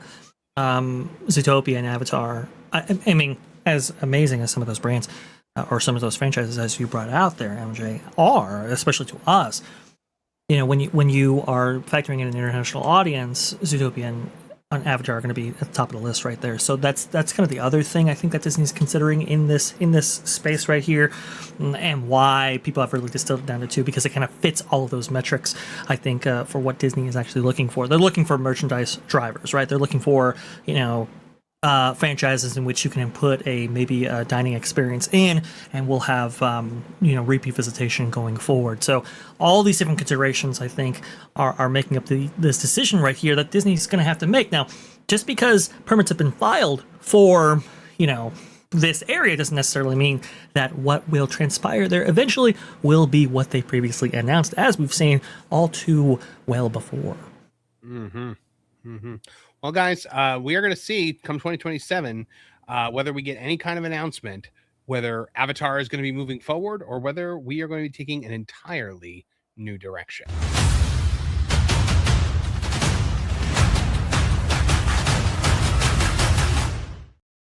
All right, a couple super chats to get to here. James All Day TV for 5 says, what about Rock and Roller Coaster starting Powerline? Imagine Stand Out playing through the entire roller coaster. That would be fun. That would be super cool. I really like that idea. Yeah. Packing Proton says, make an MJ cry. That's paddling for $2. So doesn't take much to make me cry. Packing Protons for 5. When IP lands lose their luster, they turn into iPoo lands. I'll show myself out. Please do. That's not bad. I was thinking about that tropical Americas area culture when you were talking about how long is this going to be popular for. They're building Casita. They're building Encanto ride. How long I don't even know how many people actually watch the movie rather than just know the songs. And I think people have already forgotten Encanto. Yeah, right? And I think that they risk tying themselves to some of these anchors and making it harder to redevelop for the future. Go ahead. Okay. No, I was just saying they consider Encanto a franchise, and yet we haven't really heard anything about its long-belated sequel. But please go ahead, Culture. I think you're right about this. Yeah, no, and again, I mean, there is a lot of temptation there because of the popularity of the music and Lin-Manuel Miranda, lending himself so easily to a lot of these things. And of course, there's a Broadway appeal, and if you really understand the way Disney's built, it's built like a stage production, or at least the theme parks are, or even a set in Hollywood. Was Walt Disney was just taking advantage of every artisan he already had, Sure. within his reach. So it's why his park was entirely different than everybody else, and everybody else had to change directions to try to play catch up. So, you look at when you look at attractions, or when I look at attractions, I'm looking at not just the stage dressing, but I'm looking at the lighting and I'm looking at the presentation, and you have to think about what lends itself to the easiest development, and something that is going to have a cost savings down the road. So you don't want to have to keep redeveloping an area. So that's why Encanto may be a poor choice for Absolutely. redevelopment of that area. And Braden was talking about, from Mickey's views, how like the Jungle Book would have been a better idea for that. It's just Easily adaptable. Yeah, indeed. Yeah. I mean, And then- that if I were going to redo the stupid tubing ride, River Rapids thing, I think I would lean farther into the Jungle Book maybe, or something like that. I don't know about that. I feel like we like that stuff, but our kids today like that. They That's the don't question care for you have to it. ask. They don't care for it.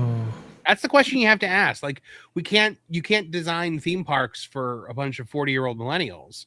You have to design it for things that are going to be timeless. Like, I think, like right now, the one thing that I think, things that I think are going to end up being timeless. Okay, so Stitch, how do you measure? Moana. Yeah, but how do you measure that? Like its popularity remains after a decade? See, because that's the starting point for me.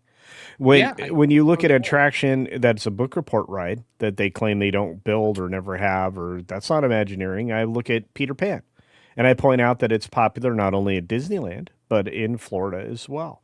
In fact, it's a staple attraction. It really is. Yeah, kids love it. Kids love the attraction. So, do they have some kind of cultural touchstone that's a film that they all see when they're like 6 or 7 years old? Maybe. I don't know anymore. This is the other problem. We don't have you're starting to point out, and I maybe you're doing this on purpose, but the shared culture is the biggest factor here. And America used to be a cultural exporter. We used to export our culture. We would take somebody else's culture and add it into our own, because we were a melting pot, but we weren't multicultural. We were a culture exporter. The question is, will we go back to doing that?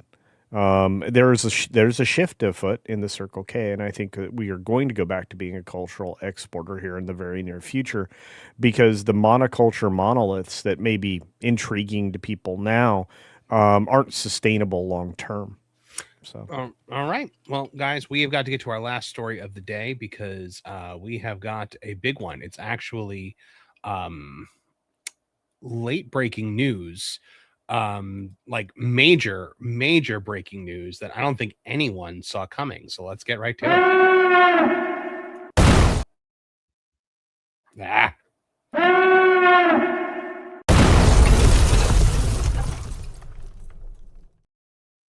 Just in, Florida is hot. Every single summer, it's hot, and people go to Walt Disney World despite the heat, as they have for over 50 years. But this year, it seems like the Disney company is really leaning into messaging by Bob Iger, where all of a sudden people are starting to realize that the happiest, most magical place on Earth happens to be hot in the summer. Disney has unveiled its plans for the coolest summer ever, really leaning into the heat idea. Let's talk about it today on That Park Place. Guys, I mean, this is breaking news of the highest sort. Yeah, well, I mean, it's, Bob Iger himself didn't know it was hot, so... Hold on, let's play that clip. It was measuring attendance at Disney World on July 4th, which didn't really factor in temperature, which is about 100 degrees and 99% humidity on that day. Okay. This just in, guys. Central Florida is hot in the summer. It's hot. For the first time ever, it was really hot in Central Florida in July, and that's why people didn't go to Walt Disney World. But Disney's got it figured out now, though, because they've unveiled plans for the coolest summer ever. Walt Disney World is gearing up for its highly anticipated Coolest Summer Ever event, which will feature a lineup of new attractions, special events, and exclusive experiences for visitors to the Orlando, Florida theme park. The Attractions podcast has obtained insider details and tips straight from Disney insiders, insider details from Disney insiders, to give guests a sneak peek at what's in store. Disney's annual summer programming is a major draw for tourists, visiting Central Florida. Okay. The details. The coolest summer ever celebration will include the debut of several new attractions, including a high-tech dark ride based on the hit Pixar. What?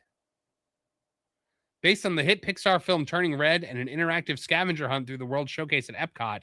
Disney is also planning a series of limited time events like a Disney Villains themed after hours party and a Disney princess focused character dining experience. Now, I don't think we're getting a high-tech dark ride based on Turning Red. I feel like we would have known that by now. No. It's an awful movie. No, I don't know what's going on there. By the way, define hit again. Like, yeah, right. Struggling. But with also over here on WWE, the guys Pro gives me these articles, so I will say, Marvin. Yeah, we got a Quality Trek Pro. We've got the coolest summer ever here, guys. The coolest summer ever. A big time event that is going to completely make people not care about being hot. And Disney has focused in on this as well with technological advances. So as Disney World attended slides, Disney patents a system to make the heat more manageable. Now, this sounds very impressive on its surface, right, guys? But let's see what it actually is. The patent application published on April 2nd is titled Predicting and Mitigating Effects of Environmental Conditions. It's filed on September 30th and lists investors based in Orlando and San Juan Capistrano. It is a system that warns guests when they are approaching dangerous heat or environmental exposure limits. System pulls real-time environmental data, temperature, humidity, UV index, air pollution, wind speed, and more, and cross-references it with individual specific information to predict when a person is likely to hit a biological exposure threshold. That could mean the point at which heat stress begins, sun exposure becomes harmful, or air quality starts to affect health, aka every weather app that you could currently get for your iPhone. Pretty much. No, it's unless they're planning on building paradise like in the Hulu series, then we're gonna be in like a big bubble, literally. Every weather app tells you when heat levels are dangerous, tells you when big storms are approaching, tells you when air quality is an issue. Every single one. What is it? This time it's going to be Mickey Mouse popping up being like, oh, it's getting hot out there, pal. They're going to put a shield over us, guys. Good luck, because most of the experiences are going to be down when the rainstorm comes in. No, I'm not sure what that's going to happen there. But no, Marvin, Disney's totally... Oh, sorry, go ahead.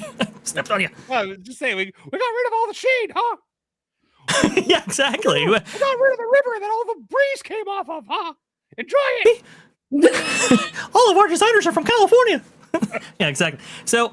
No, it's really quite interesting because honestly, Marvin, come on, Disney's totally a tech company. Believe us, please, believe us. Stock price go up.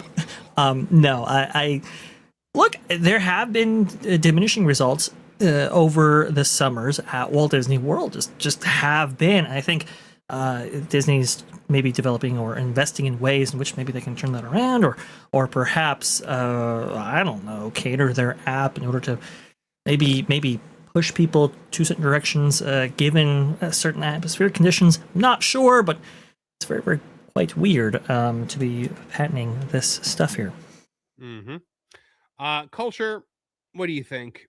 Have they figured it out? Have they found the missing piece of the puzzle to stop the summertime blues? You're muted, Culture. No, the summertime blues are... look, people have been going to Florida in the summer forever. They know it's hot. They visit because it's hot. There are some people who actually don't mind it being hot. They mind it being wet. That's a different conversation. But look, this has been a conversation going back into the late 80s, early 90s, that Florida's hot. And they were going to build these giant cooling towers in various locations in various parks to try to help deal with this and mitigate this as well. This is not a new idea, but look, this is not an innovation. How are you patenting, what's on my phone natively? that I don't even have to consult the weather app. A little alert pops up on my phone to tell me that the heat index is X. You should probably hydrate and make sure you stay out of the sun. I'm like, what? There is nothing new here. Reporting it this way, I think, is disrespectful to everybody's common sense.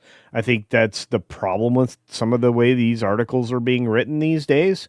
I'm not even sure a human wrote the original inspiration for this article. And if they did, how stupid do they think humanity is?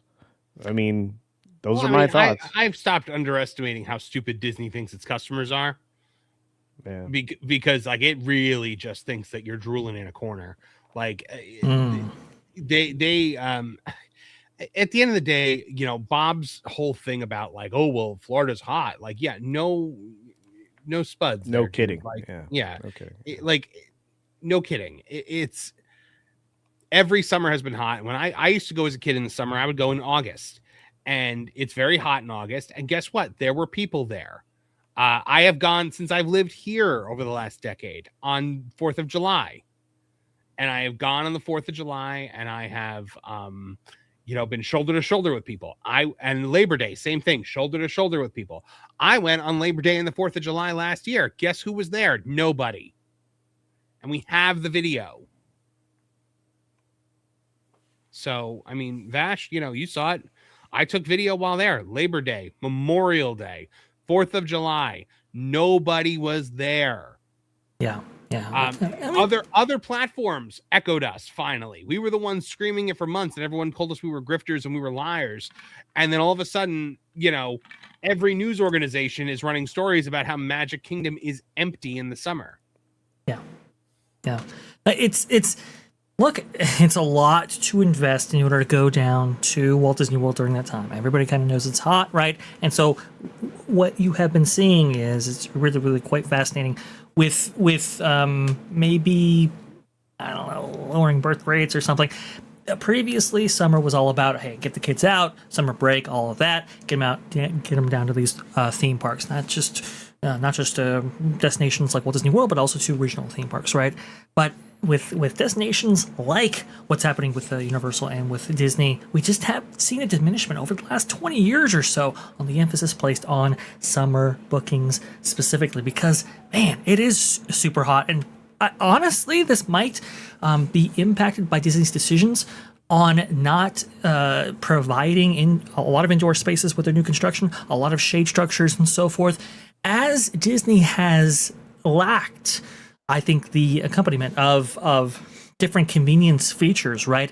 With the summer being as hot as it is, now you have that real perception out there that it's like, wow, it's kind of brutal to visit a place like this during this time. And so it's like, okay, if I'm going to spend thousands and thousands of dollars, I'm going to do it now, I'm going to do it in the fall, I'm going to do it in Christmas. And so that's where we've been seeing that growth, right? We've been seeing that kind of spread to these other times of the year. And this is why, for the last couple of years, Disney's been really aggressive when it comes to discounting and other different flexible options in order to get people to come down. I know Universal has been really aggressive with British tourists and so forth, giving them 2-week holiday deals and so forth. Very, very interesting stuff right there. But all of these destinations, I think, have had issues, have had struggles with summer because of that perception. Absolutely. Does anybody else have anything they want to add on to this one? I'm just wondering, maybe this is why they always had really, really insanely good deals in the beginning of September. There used to be a season where you would avoid going to the parks. It's not like that anymore. I feel like things have shifted, right? I mean, you have all these really good deals from like January till about the end of May. And then you got June, July, August, September.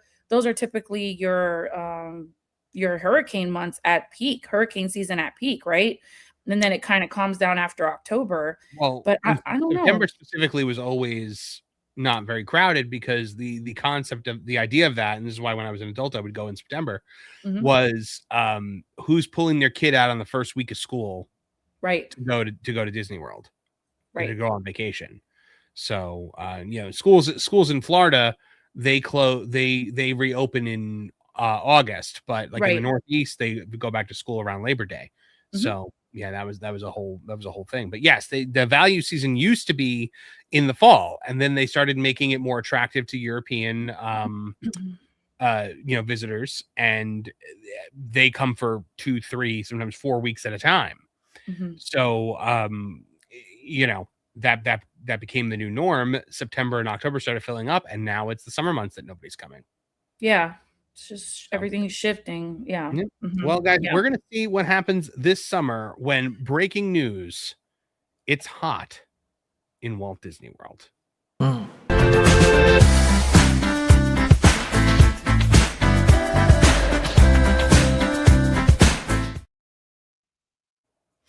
Okay, guys, we've got to get out of here for today. Let's get to a couple of your super chats, and then we'll head over and send you over to the Vash Sky Park cast, which is going to be going live this afternoon. Packing Protons for 5 says it was so hot the breaking news bumper didn't even work right. That's correct. And Packing Protons for 5 says turning red, dark ride, hot temps. I'll let the chat do its own jokes. Oh gosh. Please leave that to the voices in your heads. Okay, so MJ, where can the folks find out more about you and what you're up to? Oh, thank you, Marvin. I appreciate being on here with you guys. It was so much fun. I always look forward to Wednesdays and these great gentlemen, and hail to everyone in the live chat. Thank you so much for having me here. I'm on X and Instagram. I'm easy to find. They made a joke. They said I'm like the Mexican Iron Man because I'm not a YouTuber. I don't even have a YouTube channel, but I do appreciate the invites, and I love being on all the shows with all you great people, these talented individuals, and a huge shout out to everybody out there. Warm hugs for all. Culture Casino, you're the hardest working man in YouTube, and you have got a new channel that you just started called That Garden Place. So talk to folks a little bit about that and everything else that you're up to. Yeah, inspired by all the That Place channels that we have now, which is amazing. I created with WDW Pro's kind permission That Garden Place, and you can check out everything about what I do when I'm not doing this, which is usually outside trying to grow things. And then I'm going to show you not just how to grow those things and what you can do to make it a little less expensive, like building your own boxes and soil. I'm going to show you how to cook recipes and things like that to cook the food that you're actually growing yourself, or prepare it anyway. So I hope you can all check it out. We're over 500 as far as subscribers, on our way to 1,000. I hope. I'm trying to follow along what Vash Sky was able to do over at the Vash Sky Parkcast, and hopefully we can get over 1,000 quickly. So if you aren't subscribed to That Garden Place, please check it out. I would truly appreciate it. I am subscribed. It's a great place to be. And check out the main channel too, Culture Casino, because I do content there almost daily, and most of it's like something that this guy writes or somebody else I know writes. Vash Sky, what do you got coming up on the Vash Sky Parkcast today? Well, we've got so much there. Man, it's going to be really interesting to wrestle with all of it, because we've got maybe AI replacing Disney legends right there in terms of institutional memory. It's a very interesting discussion and topic I want to go ahead and have, not just with the panel, but with the chat right there, because it's just so interesting how our creative world is changing so much. Also going over a little bit of Disney layoffs. It is some really, really big news right there. I think it impacts maybe the theme parks more than people might expect. Very interesting stuff there for sure. Sneaking kids into Disneyland. What is going on? All kinds of stuff. Merchandise madness. What happened with Disney Channel Night? Folks, you want to go ahead and see this. And Packing Protons, actually, he caught my breaking news that we're going to have at the top of the show right there. The first look at Han Solo, Star Wars Galaxy's Edge, just broke maybe a couple minutes ago. Wow. Yep. See, so Packing Protons for 5 says breaking news. Disney and Star Wars should have first look at Han Solo at Star Wars Galaxy's Edge at Disneyland. You could meet him starting April 29th. Amazing. And he says he looks more like Jason Solo from the book covers. Oh gosh. I was thinking Alden Ehrenreich, but we'll go over it. Yeah. Awesome. So guys, for me, please check out the M4 Empire. I should have a new video out today about all the stuff going on at Marvel, between the massive job cuts or layoffs that have happened at Marvel, plus the fact that this Avengers Doomsday is going to be $700 million of spend. So check that out. Then tonight I'll be on the Geeks and Gamers Play stream. We're playing Fall Guys tonight. And then afterwards, I think I'm going to go live on M4 Empire Gaming to do Hogwarts Legacy a little bit more. So that's cool. Go check that out. And thank you guys very much for joining us here on That Park Place for all the news that should be fun. Bye.